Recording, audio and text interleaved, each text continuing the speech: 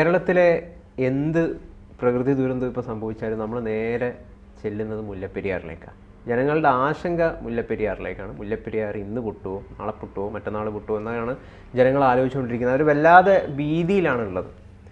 ഇപ്പോൾ എന്താണ്, ന്യൂയോർക്ക് ടൈംസിൻ്റെ ഒരു റിപ്പോർട്ട് പുറത്തു വന്നിട്ടുണ്ട്. അത് കുറച്ച് ദിവസമായി പുറത്തു വന്നിട്ട്. അവർ പറയുന്നത് ഏകദേശം 28,000-ഓളം ഡാമുകൾ, അതായത് 20-ാം നൂറ്റാണ്ടിൽ നിർമ്മിച്ച 28,000-ഓളം പഴയ ഡാമുകളുള്ളത് ഇന്ത്യയിലാണ്, ചൈനയിലാണ്. സമീപകാലങ്ങളിലൊക്കെ വലിയ ഡാം ദുരന്തങ്ങളൊക്കെ ഉണ്ടായിട്ടുണ്ട്.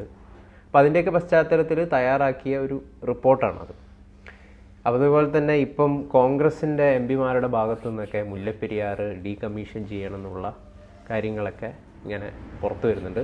പക്ഷെ അപ്പോഴും നമ്മുടെ മുഖ്യമന്ത്രി പറയുന്നത് അതിലിപ്പോൾ ആശങ്കപ്പെടേണ്ട കാര്യമൊന്നുമില്ല, സുരക്ഷിതമാണ് മുല്ലപ്പെരിയാർ എന്നാണ്. ശരിക്കും വയനാട് ദുരന്തം സംഭവിച്ച ഈ ഒരു പശ്ചാത്തലത്തിൽ കേരളത്തിലെ ഏറ്റവും വലിയ പ്രകൃതി ദുരന്തം, അതുപോലെ തന്നെ ഇന്ത്യയിലെ തന്നെ ഏറ്റവും വലിയ പ്രകൃതി ദുരന്തം എന്നറിയപ്പെടുന്ന വയനാട് ദുരന്തം, അപ്പോൾ ഇതിൻ്റെ ഒരു പശ്ചാത്തലത്തിൽ മുല്ലപ്പെരിയാറിനെ നമ്മൾ എങ്ങനെയാണ് കാണേണ്ടത്, നമ്മൾ കുറച്ചും കൂടി ജാഗ്രത കാണിക്കേണ്ടേ എന്നുള്ളൊരു കാര്യം ഇങ്ങനെ ഉയർന്നു വരികയാണ്. അത് കാണിക്കുന്നുണ്ടോ സർക്കാർ?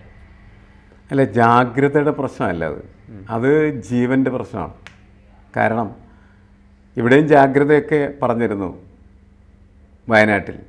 മാത്രമല്ല രാത്രിയിൽ തന്നെ അവരെ ഒഴിപ്പിക്കാനുള്ള ശ്രമങ്ങളൊക്കെ നടന്നിരുന്നു. പക്ഷേ അവർ ഒഴിഞ്ഞു പോയില്ല എന്നുള്ളതാണ്. മുല്ലപ്പെരിയാറിൻ്റെ താഴെ താമസിക്കുന്ന ആളുകൾ ആരും ഒഴിഞ്ഞു പോകാൻ തയ്യാറില്ല, അവർ ഒഴുകിപ്പോകാനാണ് തയ്യാറാണ്. അതാണ് പ്രശ്നം.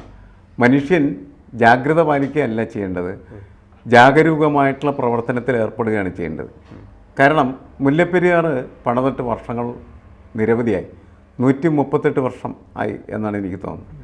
അത്രയും പഴയ ഒരു ഡാം എന്ന് പറയുന്നത് സുരക്ഷിതമാണ് എന്ന് നമുക്ക് ശാസ്ത്രീയമായിട്ട് ഉറപ്പിച്ച് പറയാൻ പറ്റില്ല എന്നാണ് എനിക്ക് തോന്നിയിട്ടുള്ളത്. പക്ഷേ ഒരു മുഖ്യമന്ത്രി അത് ഇപ്പോൾ പൊട്ടും എന്ന് പറയേണ്ട കാര്യമില്ല. കാരണം അത് ജനങ്ങൾക്കുണ്ടാകുന്ന ആശങ്കയ്ക്കും ഭീതിക്കും വലിയ കാരണമായി തീരും. അപ്പോൾ അദ്ദേഹത്തിൻ്റെ ഇത് അങ്ങനത്തെ ഒരു ബാലൻസ്ഡായിട്ടുള്ള അഭിപ്രായമായിട്ട് നമ്മൾ കണക്കാക്കേണ്ടതുള്ളൂ. പക്ഷേ അതല്ല പ്രശ്നം.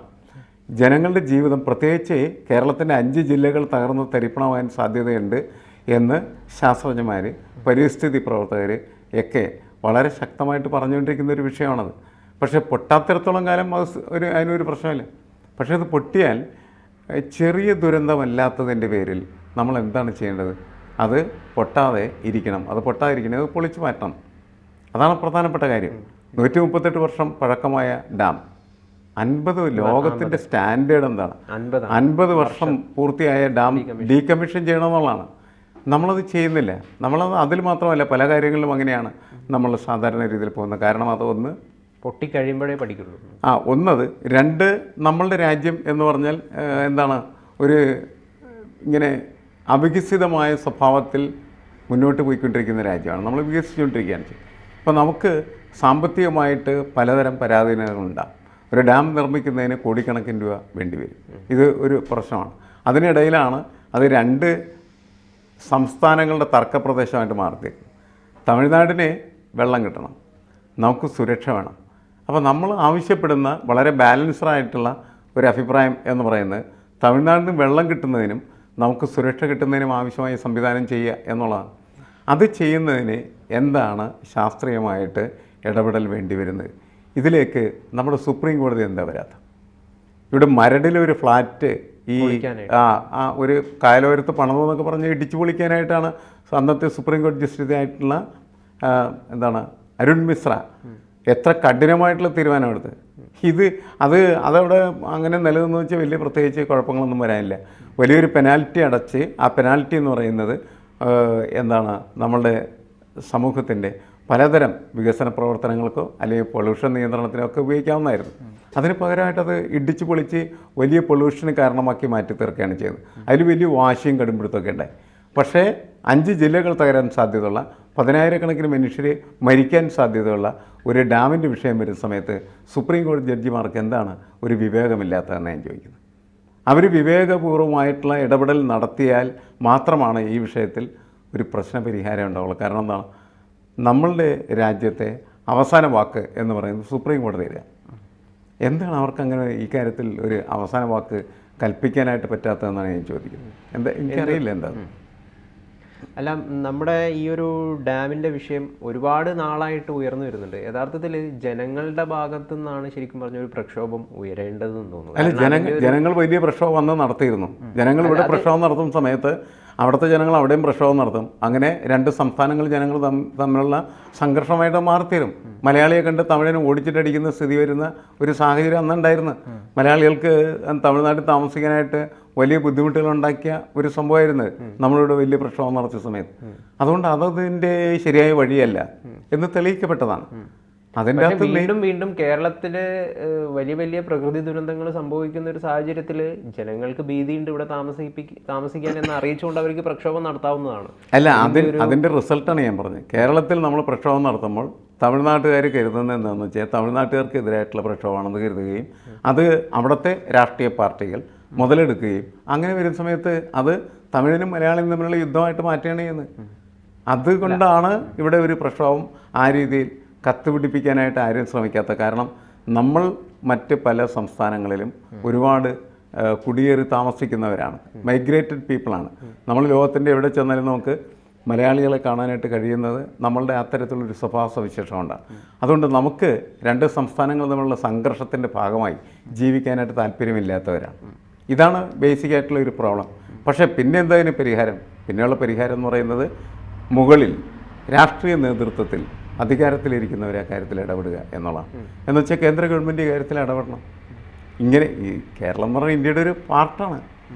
അപ്പോൾ സ്വാഭാവികമായിട്ടും ഇന്ത്യ ഗവൺമെൻറ്റിൻ്റെ ഒരു ഉത്കണ്ഠയായിരിക്കണം. ആ ഉത്കണ്ഠ ഇന്ത്യ ഗവൺമെൻറ് പുലർത്തുകയും അല്ലെങ്കിൽ കേന്ദ്ര ഗവൺമെൻറ് പുലർത്തുകയും പ്രധാനമന്ത്രി പുലർത്തുകയും അത് സുപ്രീം കോടതിയിൽ ആ വിഷയം പരിഹരിക്കാനായിട്ട് പരിശ്രമം നടത്തുകയും ചെയ്താൽ ഏറ്റവും അമിക്കബിളായിട്ടുള്ളൊരു സെറ്റിൽമെൻറ്റ് ആ കാര്യത്തിലുണ്ടാവും എന്നാണ് ഞാൻ കണക്കാക്കുന്നത്. അല്ലാതെ ഒരു പ്രക്ഷോഭത്തിൻ്റെ ആവശ്യമില്ല. പ്രക്ഷോഭം അപകടമാണ് എന്നാണ്. പക്ഷെ ആ രീതിയിൽ അതിനെ കൊണ്ടുപോകാതിരുന്നാൽ പോരെ? അതെ, അത് കൊണ്ടുപോകാൻ നമ്മളുടെ കയ്യിലല്ല, സ്വയം ജീവിതത്തിന് വേണ്ടി. അതെ, നമ്മളുടെ കയ്യിലല്ല പ്രക്ഷോഭത്തിൻ്റെ പ്രശ്നങ്ങളിരിക്കുന്നത്. കഴിഞ്ഞ പ്രക്ഷോഭകാലത്ത് സംഭവിച്ച ഒരു ദുരന്തമാണ് നമ്മൾ അനുഭവിച്ചാണ്, നമ്മൾ മനസ്സിലാക്കിയതാണ്. അതുകൊണ്ട് അതല്ല അതിൻ്റെ വഴി എന്ന് തിരിച്ചറിയപ്പെട്ടിട്ടുണ്ട്. പക്ഷേ നമ്മൾ മാധ്യമങ്ങളിലും മറ്റുമൊക്കെ ഇങ്ങനെ ശബ്ദം ഉണ്ടാക്കിക്കൊണ്ടിരുന്നാൽ ആ ശബ്ദം ഇങ്ങനെ വന്നുകൊണ്ടിരിക്കുന്നതായിട്ട് അനുഭവപ്പെടും. ഓരോ ഘട്ടത്തിലും കേരളത്തിൽ പ്രകൃതി ദുരന്തങ്ങളുണ്ടായാൽ നമ്മൾ തിരിയുന്ന മുല്ലപ്പെരിയാറിലേക്കാണ്. കാരണം എന്താണ്? അത് പൊട്ടിയാൽ ഉണ്ടാകുന്ന ദുരന്തം വലുതാണ്. ലിബിയയിലെ ദുരന്തം അല്ലേ? അവിടെ ഡാം സംഭവിച്ചത് 10,000-ത്തിലധികം ആളുകൾ മരിച്ചു. അതേപോലെ തന്നെ 15,000-ത്തിലധികം ആളുകൾ കാണാതെ, ചുരുക്കത്തിൽ ഏതാണ്ട് 30,000 പേര് ഒലിച്ചുപോയി എന്നുള്ളതാണ് സത്യം.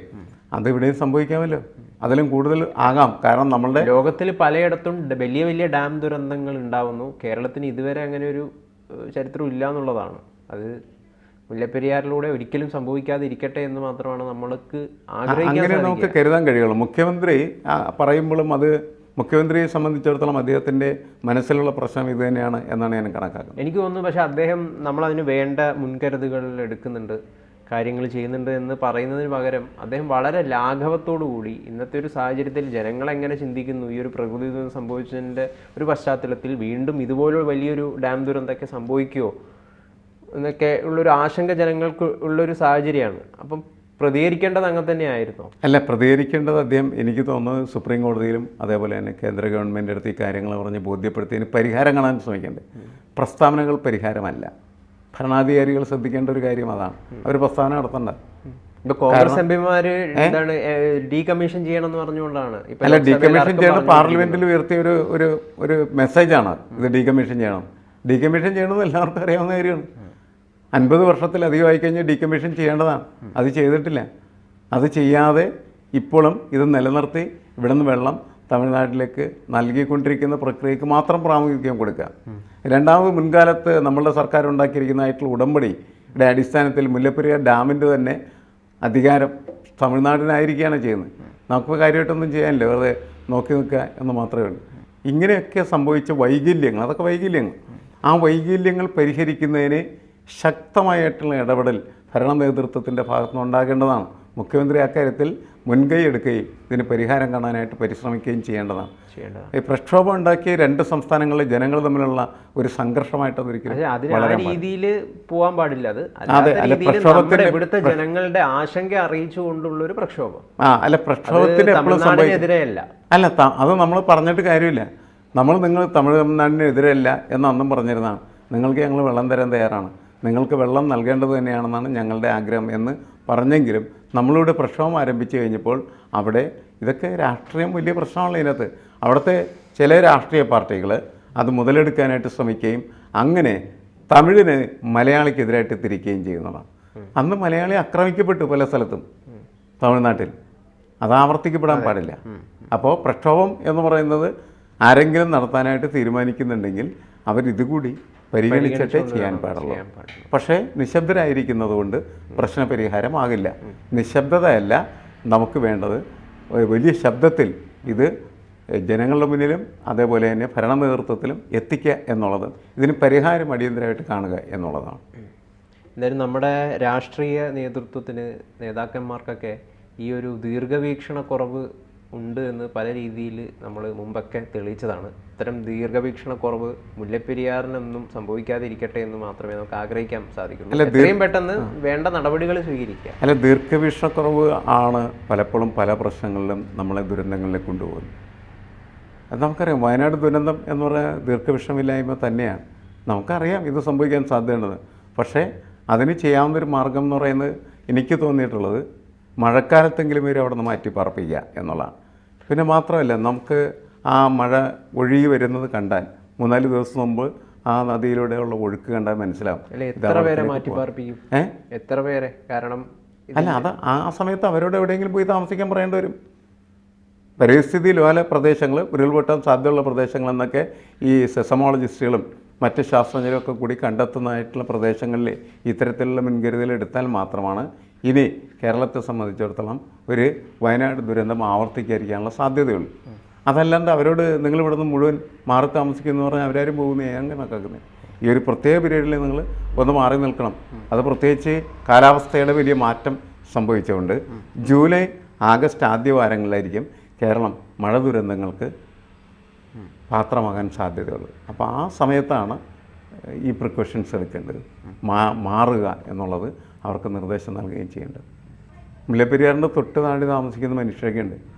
എന്തെങ്കിലും സംഭവിച്ചാൽ അവരെ നമുക്ക് ഒരിക്കലും കണ്ടെത്താൻ പോലും കഴിയില്ല എന്നുള്ളതാണ്. അതിൽ ഗൗരവമായിട്ടുള്ള ഇടപെടൽ സർക്കാരിൻ്റെ ഭാഗത്തുനിന്ന് ഉണ്ടായേ പറ്റൂ. അതിൽ സംസ്ഥാന സർക്കാരും കേന്ദ്ര സർക്കാരും ഒറ്റക്കെട്ടായി നിന്ന് പരിഹരിക്കേണ്ട ഒരു വിഷയമാണ്.